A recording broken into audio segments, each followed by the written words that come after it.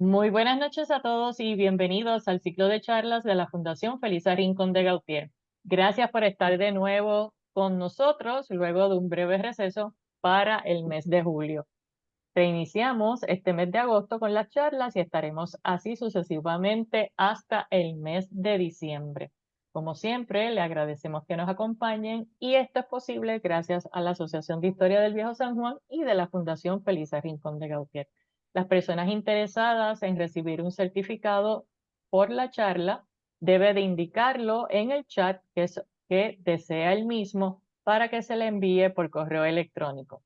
Igualmente, las personas que nos acompañan a través de Facebook deben de indicarlo en el escrito y nos pueden enviar su correo electrónico por un mensaje.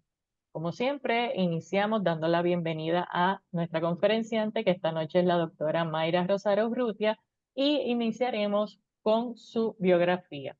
La doctora Mayra Rosario Urrutia es catedrática retirada del Departamento de Historia de la Universidad de Puerto Rico del recinto de Río Piedras, donde trabajó desde 1991.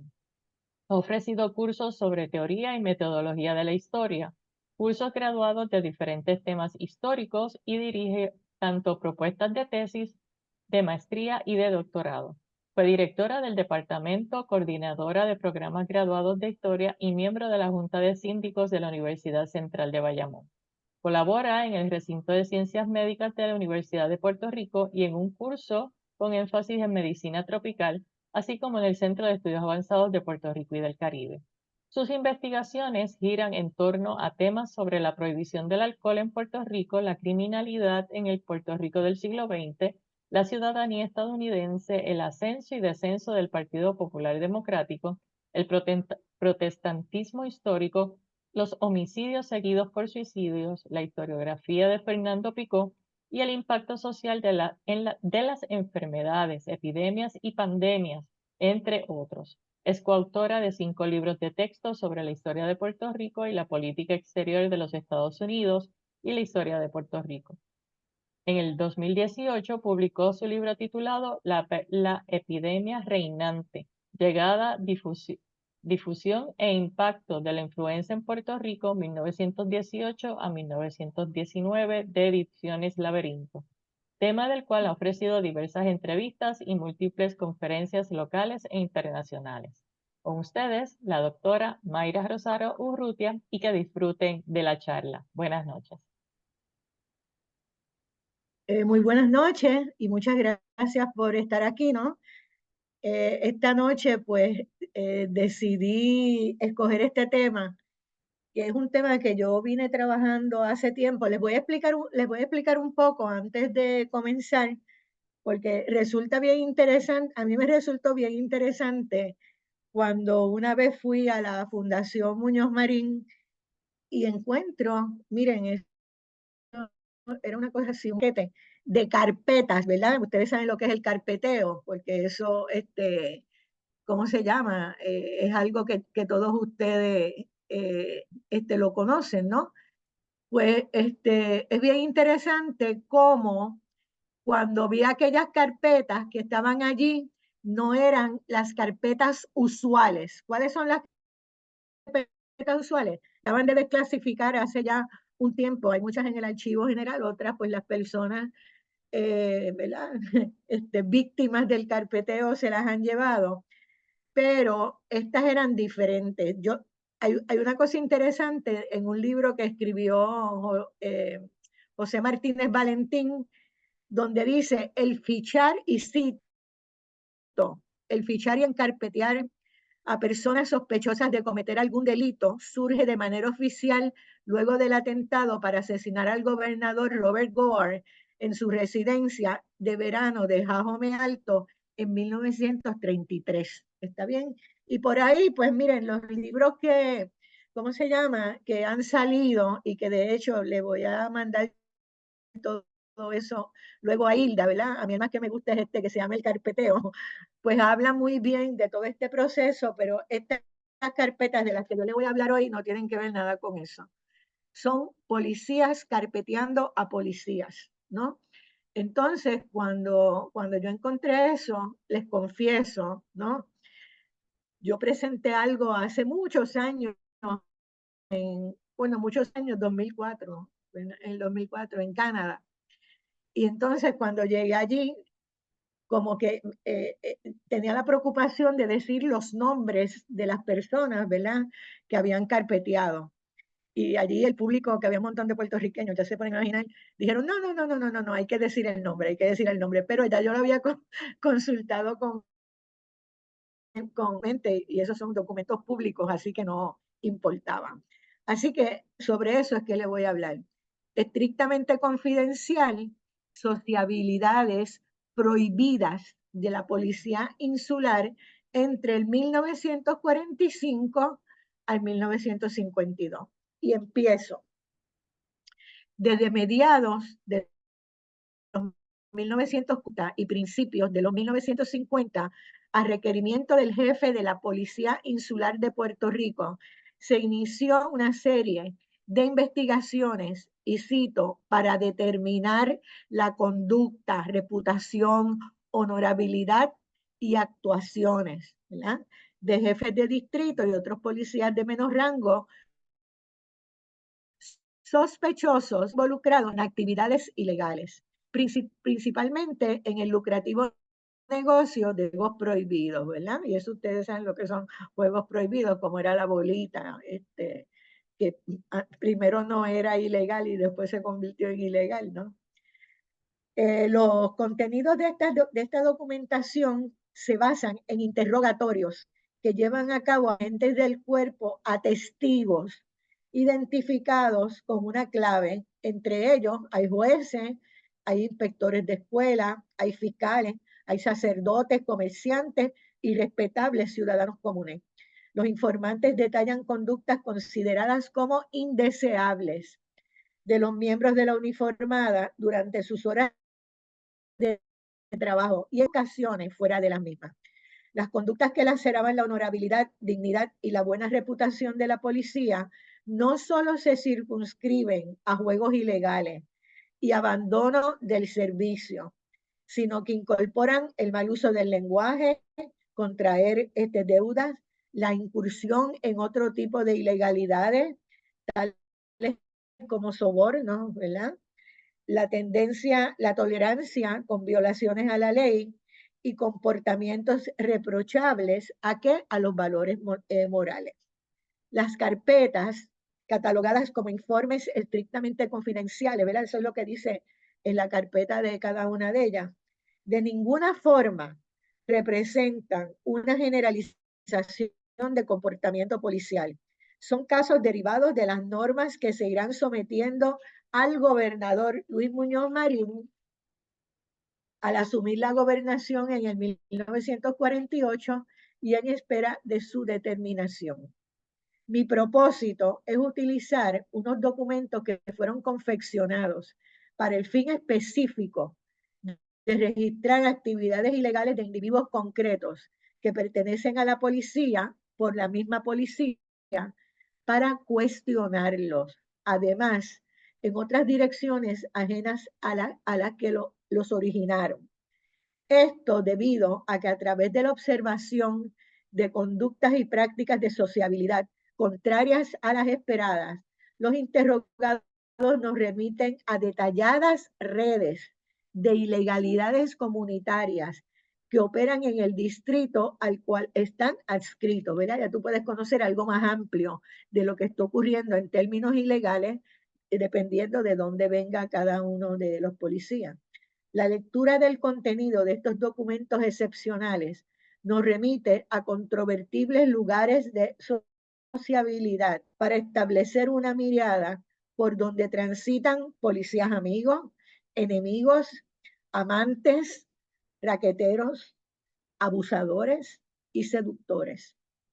Se vislumbran además las reglas y entendidos informales que operan dentro de esa red de ilegalidades y los beneficios materiales que se generan a partir del despliegue de las relaciones de poder de los policías. O sea, aquí muchos policías generaron bastante dinero con estas cosas. Al respecto, no establezco una diferencia cortante entre la sociabilidad institucionalizada y la no institucionalizada. la cual se desarrolla aparentemente, y cito, de manera voluntaria y autónoma por parte de los individuos para lograr un interés común. Debido a que las actividades llamadas no institucionalizadas que se registran en estos casos no podían existir si no fuera por la institucionalización en la que están inscritas.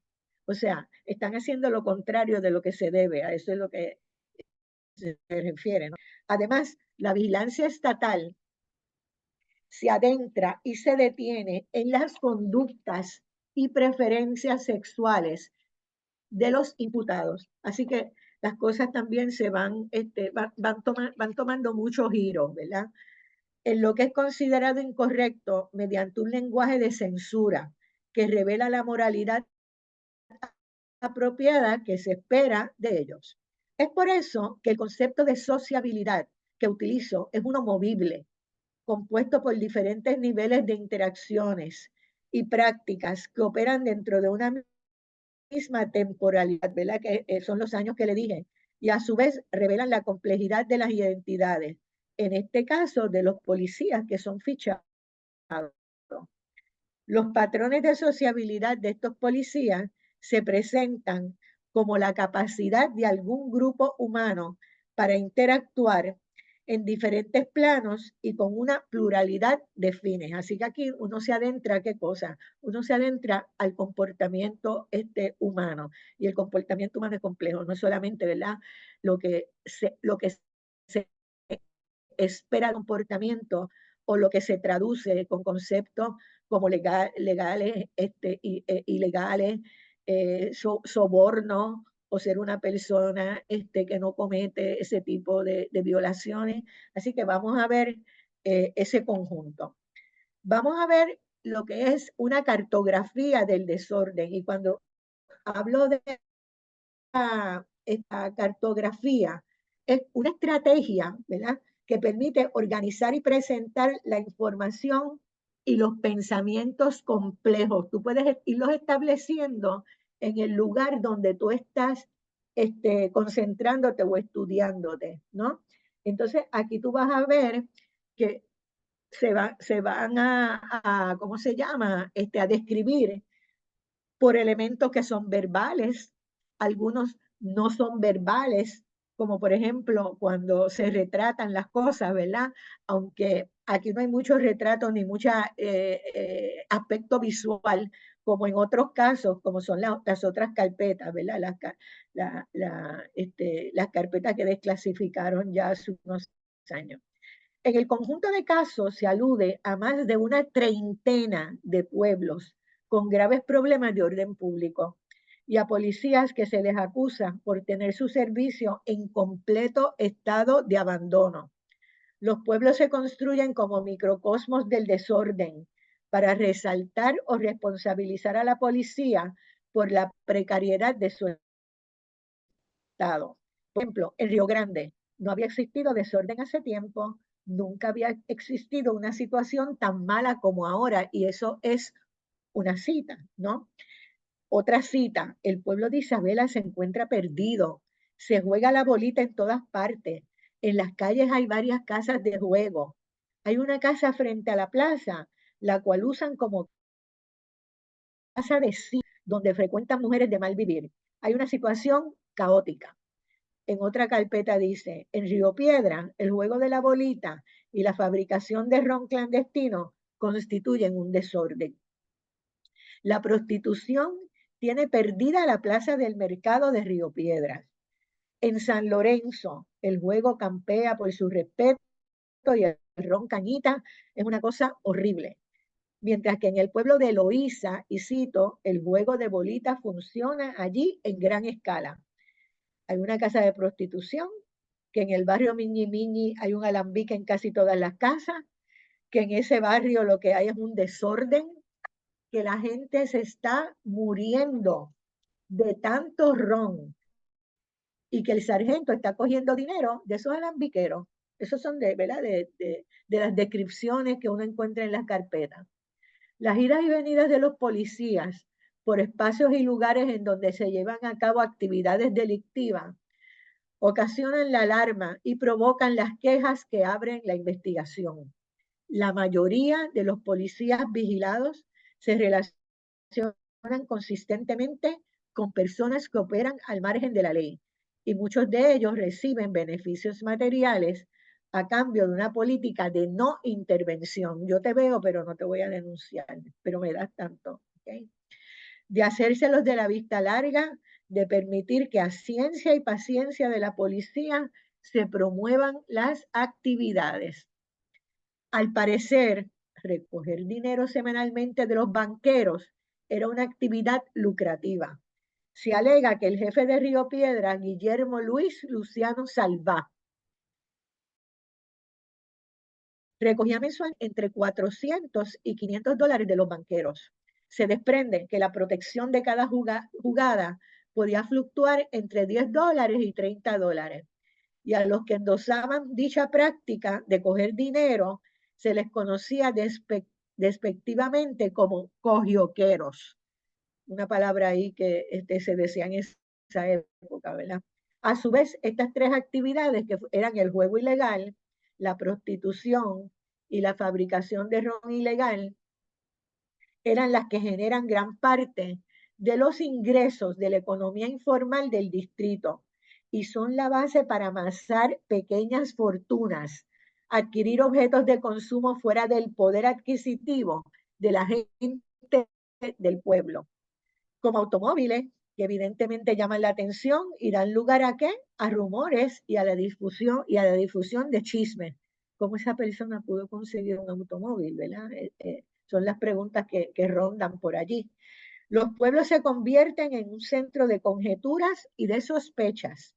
Se rumora, por ejemplo, que el jefe de Manatí, Andrés Caride Soler, llegó pelado como un chucho y le calculo hoy un capital como de más de 40 o 50 mil dólares. Tiene propiedades en la antes calle Tamarindo y en la calle Padial. Eso es una cita de una de las carpetas. Un vendedor de comidas de Sabana Grande, Amador Martínez Vega, ganaba 20 dólares semanales, mientras que se le calculaban ganancias del juego ilegal ascendentes a 150 dólares. Rafael Rodríguez Chetini, del mismo pueblo, tenía sus propiedades embargadas y repentinamente compró un edificio valorado en 100 mil dólares en Miami con las ganancias del juego. Adentrarse en la vida de los demás, rastrear sus pasos, registrar sus transacciones económicas y escudriñar sus interioridades son indicios que esclarecen los modos y las formas, cómo se construyen las relaciones sociales. Ahora vemos policía y políticos. Es de suma preocupación por parte de los encargados de la investigación, los entendidos de jefes de la policía con prominentes banqueros de la bolita, que para esa época era una de las actividades más perseguidas según exigía la policía pública del nuevo gobierno, y es importante, ¿verdad?, que fue después de la aprobación de una ley de juego más severa en el 1948. Más aún, los entendidos se complican cuando interviene un tercero y se forma el triángulo compuesto por policías, banqueros e influyentes políticos del distrito. Estas relaciones involucran a miembros del partido en el poder, que aunque no son el blanco de la investigación que origina la carpeta, se descubren, quedan consignados y se someten al conocimiento y acción del gobernador.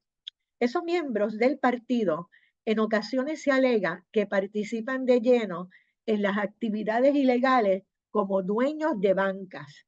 Si no son propietarios, exigen protección de intervenciones, allanamientos y acusaciones para sus conocidos, ¿verdad? Interviniendo decisivamente las relaciones políticas en beneficio de los banqueros del juego.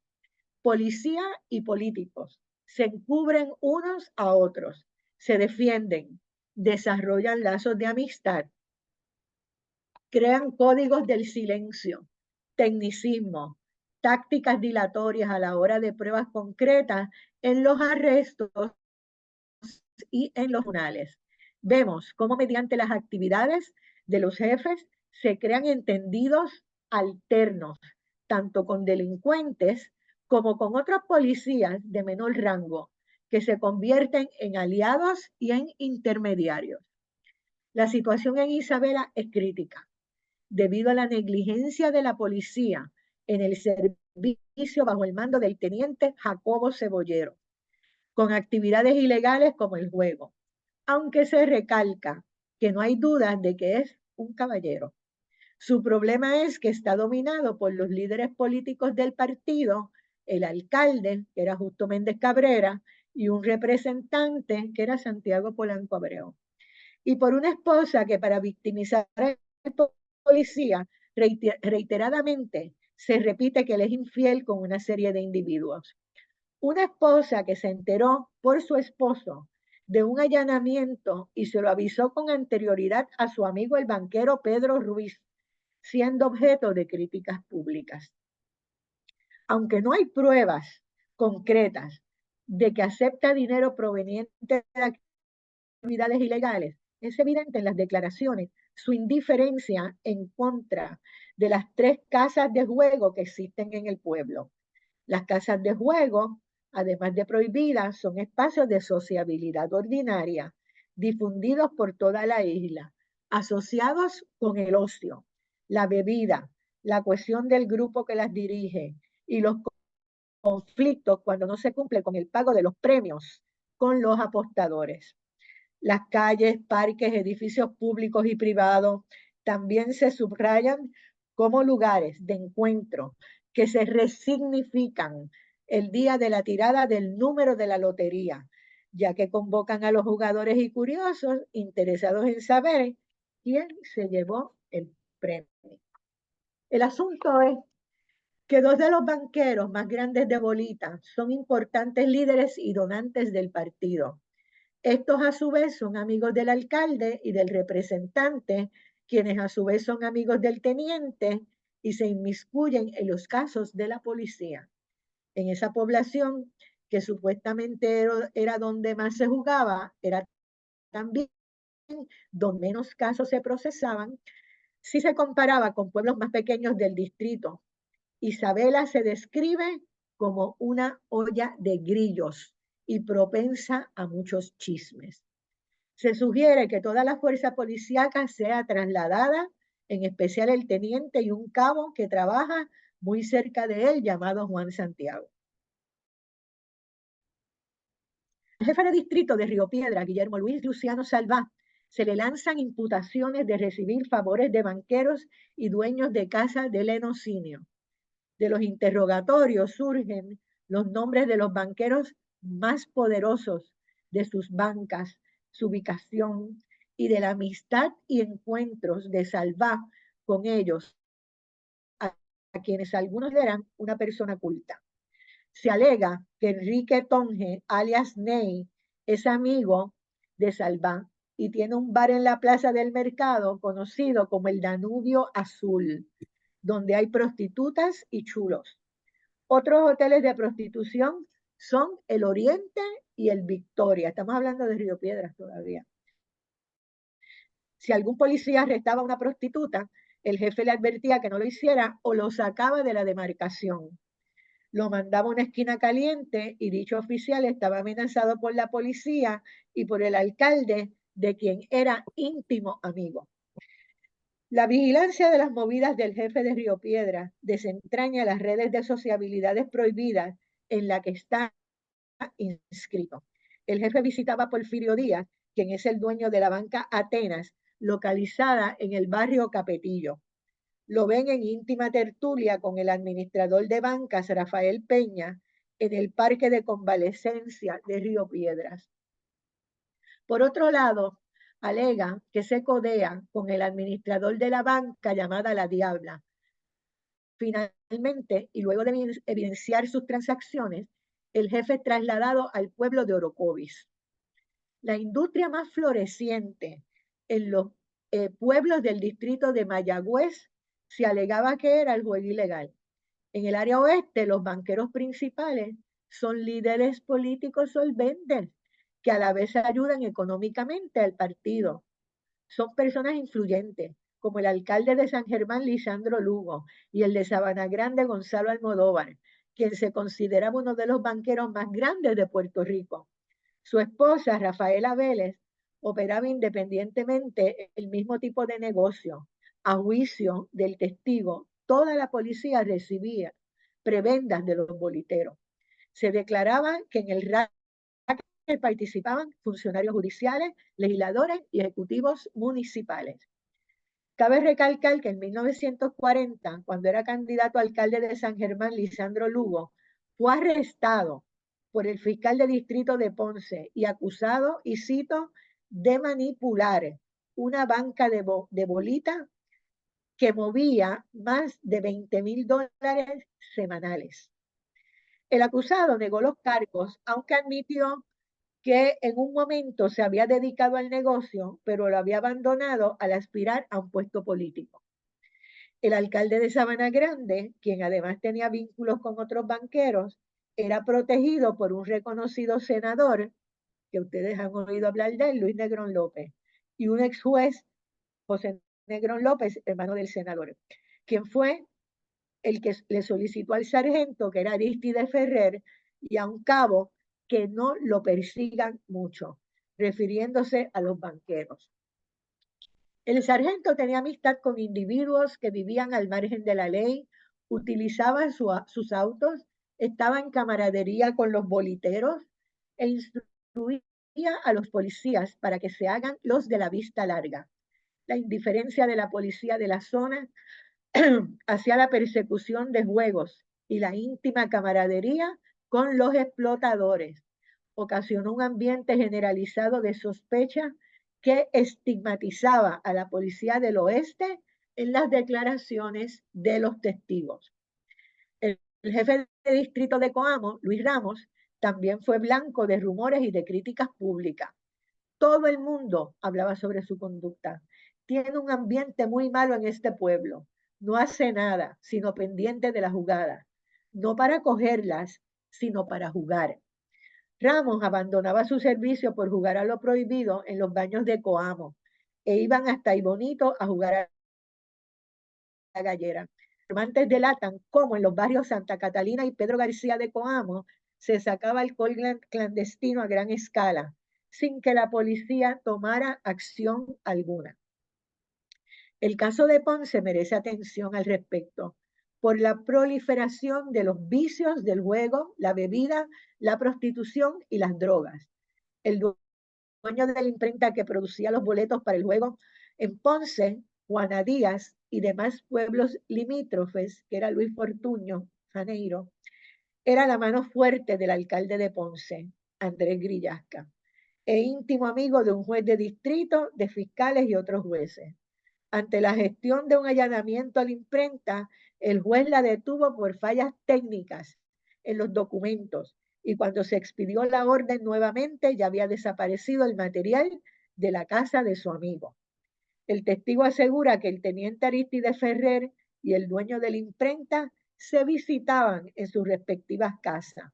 La investigación del distrito de Ponce llega a ser tan minuciosa que se registra el nombre de los 83 banqueros más importantes de la región, sus bancas y la localización. En Juncos, por ejemplo, la población jugaba lo prohibido en todos los clubes políticos y hasta en el local que ocupaba la logia masónica con el aval del jefe de distrito, que era Epifanio Jiménez, quien recibía dinero de boliteros y de alambiqueros. Vamos ahora a la vida sexual. La intromisión en la vida sexual de los observados es un asunto que no escapa de los relatos de los interrogados y de la vigilancia de otros policías. Sabemos que el teniente de Río Piedras, Guillermo Salvá, era amigo del alcalde del pueblo, Álvarez. Este último sostenía relaciones ilícitas, con una nurse, quien era la administradora del hospital municipal. La alegación es que junto a Salvá tienen bretes con mujeres en dicho hospital y ambos han dado escándalo, no habiendo trascendido estos por tratarse de dos funcionarios. La querida o corteja del teniente se sabe que reside en el barrio Venezuela y él daba los espectáculos más feos con ella, llevando a cabo actos sin escrúpulos, con el agravante de que la mujer era de color, según explican en la carpeta. Salvá concluye, carece de escrúpulos por rozarse con mujeres, aun cuando estaba en uniforme. Además, el teniente, a quien se conoce como el sátiro, le gusta relacionarse con afeminados y entenderse con ellos. Al jefe de Juncos, que era Epifanio Jiménez, le gusta codearse con mujeres de vida airada y le gusta hacer uso indebido del licor. Pero no es tan solo eso, sino que siendo casado, vive con una sobrina de uno de los banqueros a quien protege. Mientras el jefe de Río Grande, Enrique Maldonado Belmont, vive en concubinato con una mujer separada de su esposo.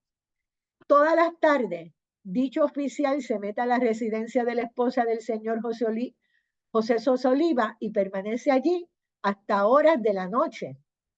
El caso de la esposa del jefe de Isabela es uno de los más sonados, pues se alega que tiene varios amantes, incluyendo al alcalde. Los interrogados relatan los insultos del jefe a su esposa en público y aseguran que la forma de conducirse y de expresarse de la mujer del teniente la catalogaba como una querida y no como su esposa, ya que su esposa era ya que una esposa de un miembro de la policía no hace ni dice las cosas que ella hacía y decía. En otro caso, la conducta censurable es la del jefe de Loíza, Juan Mayol Márquez, quien es duramente criticado por tener una esposa e hijos en San Juan y una querida en Loíza, que además de señalársele el estigma de querida, no es de buena reputación. La honorabilidad de la policía no tan solo se construye al interior del sujeto en cuestión, sino que además se basa en un agregado de factores externos que incorpora la conducta de sus familiares y la reputación de aquellos más íntimos que los rodean. Estas alegaciones se subrayan como agravantes a la reputación de los policías y demuestran la fusión del ámbito privado con el escenario público por donde se desplaza la policía como parte del sistema de vigilancia. El lenguaje de censura a las prácticas sexuales de los policías con queridas, concubinas, mujeres de vida airada y hombres demuestra que la aplicación de la moralidad no discrimina entre las preferencias sexuales y pues lo que se espera es que un buen policía mantenga su intimidad oculta y se maneje con discreción. Y para terminar, hemos visto que estas identidades descritas por observadores que reclaman una declaración fidedigna, además de ser evidentemente parciales, se definen a partir de una identidad central basada en la utopía del policía honrado, correcto, garante del que opera dentro de la ley, de la racionalidad estatal y las normas de sociabilidad que exige su asociación. Como representantes de la autoridad para regular la vida pública y privada de los demás, estos policías fueron a la vez sometidos al escrutinio interno de su propia moralidad, ya que de ellos se espera conducta intachable en ambos ámbitos. Como opuestos, los patrones desviados de sociabilidad revelan identidades fluidas que transitan por lugares prohibidos, como las casas de juego, como las casas de lenocinio, las galleras ilegales, los alambiques. Se puede decir que estos patrones, registrados en los documentos estrictamente confidenciales, se desarrollan en espacios diferentes, que son espacios de desviación, que son opuestos a las utopías, en el sentido en que se sitúan a los individuos cuyo comportamiento se desvía en relación con la media o la norma exigida. En los casos examinados se consigna este entramado complejo de interacciones sociales. una cartografía del desorden público y la elasticidad de la línea imaginaria que se intenta trazar entre lo permitido y lo prohibido, entre la corrección y la transgresión. Muchas gracias. Y hay muchísimo más, pero si no, pues uno se queda ahí muchísimo más tiempo. Las cartas son muchísimas y están abiertas al público. Muchísimas gracias, Mayra. Las personas que tengan alguna pregunta, este es el momento de así hacerlas. Si desea hacerlo usted, solamente tiene que levantar la mano para indicarle que puede abrir el micrófono para hacer la misma. Esperamos las personas que están en Facebook por si desean escribir su pregunta para compartirla. Como siempre, anunciamos nuestra próxima charla en lo que nos llegan las preguntas y la próxima charla se realizará el jueves 22 de agosto y en este caso la charla va a ser pregrabada y la estaremos transmitiendo por Facebook. Como ya han hecho la pregunta, las personas interesadas en recibir el certificado por la charla pregrabada va a estar en Facebook. Yo voy a estarla subiendo en ese momento y voy a estar así anotando las personas que deseen el certificado por la charla de ese jueves 22. La charla de ese día está a cargo del doctor Gerardo Hernández y se titula Entrevista acerca de los nuevos hallazgos referentes a Celestina y Rafael Cordero Molina, dos maestros sanjuaneros.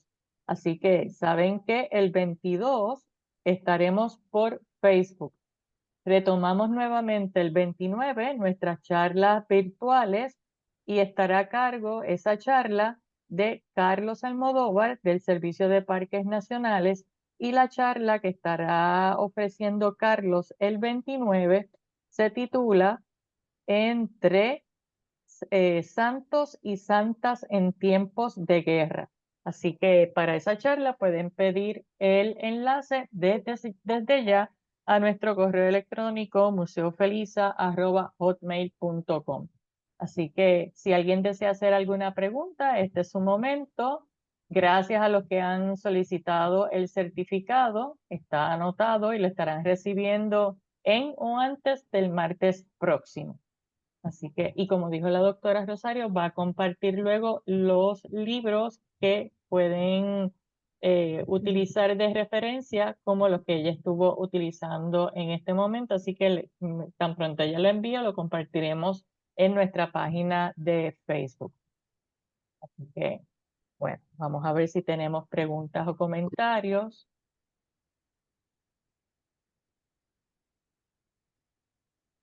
No, no tenemos, Mayra. Así Yo que, sí, sí, perdón, Edwin. Bueno, perdone, gracias, sí, gracias por su presentación. Yo vivo aquí en Nueva York y esta charla de la fundación me encantan. gracias. Qué bueno, Y, qué bueno. así que es correcto decir que todo el juego ilícito, el dinero que generaba, era era un movimiento económico importante del país. Era importante, pero fíjate, que cuando la bolita se suprime, ¿verdad? Porque la bolita era legal, y de hecho utilizaban hasta, ¿cómo se llama? Hasta los números que decían en la República Dominicana y en otros sitios. Pero ¿qué pasa? Que la convierten en ilegal, pero es por legal la lotería del gobierno, ¿entiendes? Para que no hubiera competencia. Yo eso lo tengo en otro trabajo que hice hace tiempo, ¿no? Pero definitivamente aquí, bueno, yo no sé, me imagino que muchos de ustedes habrán, ¿cómo se llama? Habrán leído el libro de Tasso, Trabajador de la Caña, de Cindy Mills, que es un libro formidable. Ese libro a mí me fascina, ¿no? Y cuando Tasso no tenía chavo, ¿qué hacía su esposa Eli? Pues vendía bolita, ¿entiendes? Pero ya vendía bolita, pero no estaba metida en esta entramada que hay aquí, ¿no? Pero que era una forma de que muchas personas podían generar unos ingresos cuando no tenían otra cosa para poderlo hacer. Así que es como se desprende de ahí otro tema que obviamente tiene que ver con la ilegalidad, tiene que ver con la transgresión, pero también tiene que ver con formas, ¿verdad?, que tenía mucha gente pobre de poder sobrevivir y comer y todo eso. Gracias, Edwin. Gracias a usted. Gracias por acompañarnos en la charla. ¿Alguna otra pregunta o comentario?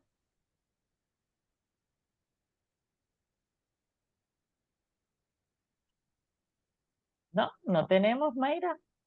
Así Bueno, pues que está bien, pues le voy a hacer llegar a Hilda, como le dije, una bibliografía, ¿verdad? O sea, no es una bibliografía tanto de las carpetas están en la Fundación Muñoz Marín y para que ustedes vean que yo siempre he dicho, eso es un sitio fantástico para uno investigar porque ellos no están por ahí censurando cosas, ¿no? Sino que pude ver todo eso, pero sí les quiero hacer llegar a Hilda una bibliografía sobre el carpeteo, porque el carpeteo, cuando se habla de eso en Puerto Rico, no se asocia con policías, se asocia con independentistas, con transgresores, con estudiantes de Río Piedra, ¿ok?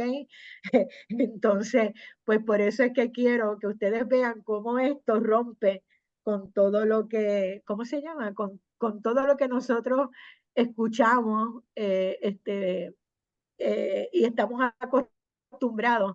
Yo he visto carpetas, obviamente, sí, yo pude, ¿cómo se llama? Yo pude leer algunas carpetas, ¿no?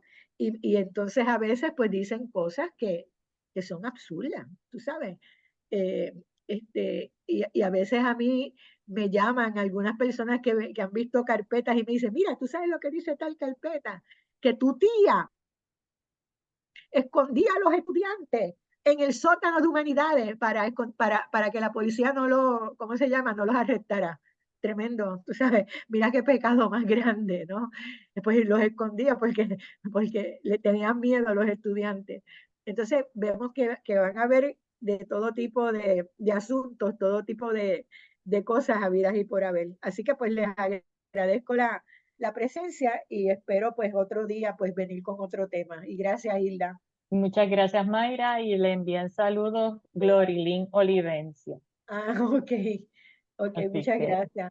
Muchas gracias. bien. Bueno, ok, pues Como, buenas. Buenas sí, noches. como siempre le indicamos, la charla se queda en Facebook y pueden verla a partir de la próxima semana si quieren nuevamente verla en nuestro canal de YouTube.